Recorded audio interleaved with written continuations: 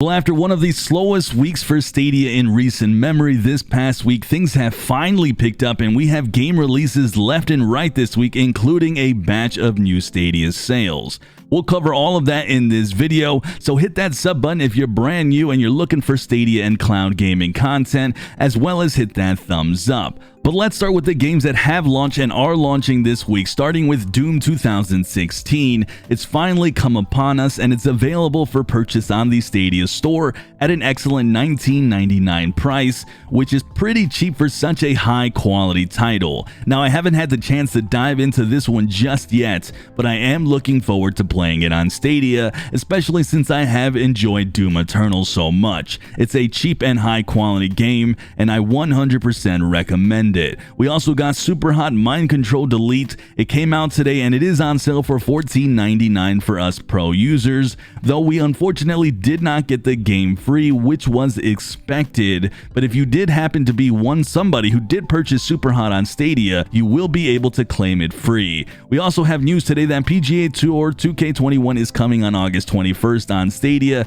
so it is a day-and-date release, as well as Spiritfarer is making its way later this week. It's a high-quality indie title and one that I think will capture your imaginations. This isn't a normal title. It has some cool, unique things happening, and from all accounts, even if you're not an indie games fan, this one can be a potential outlier for you. This is all excellent news all around, as we had a heck of a drought in games this past month, this past week, and this week is definitely bringing the goods, and we're even getting a brand new sports title in PGA Tour 2K21. Alright, and let's quickly move on to the sales, as we have quite a few decent ones here to report here, starting with Breakpoint Ultimate Edition. It's coming in at $39.59. It's a decent sale, but I would actually hold off until it comes back at a cheaper price for the base game, as this game has been pretty dirt cheap in the past, but the Ultimate Edition does come with a lot of goodies, so weigh your options. And with the recent update that includes AI teammates,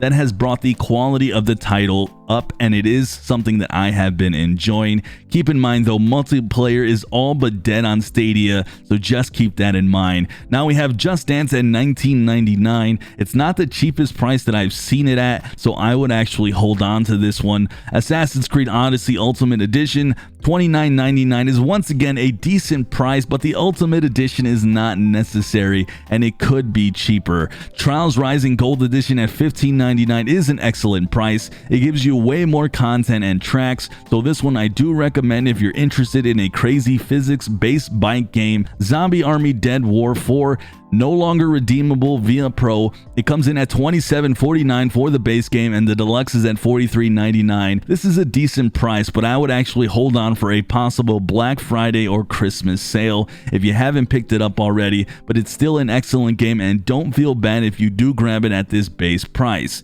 Now we have NBA 2K20 at $479 USD.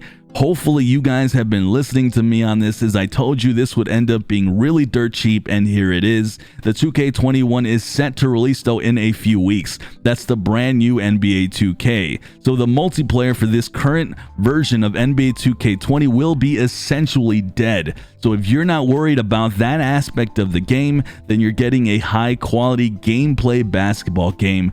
Just don't shell out money for that My Team packs or the virtual currency to upgrade your players, as it's not worth it without other players. But otherwise, this is a safe price. And the last one we have here is Darksiders Genesis at $27.99 USD. Not a bad price, it's an excellent game. Still not good enough though for me to really recommend it unless you want a Diablo style combat game on Stadia, because there's really nothing outside of it like the Lara Croft one. That's the only other title. Darksiders Genesis fits that mold, but still it's not a great sale. I would hold on here.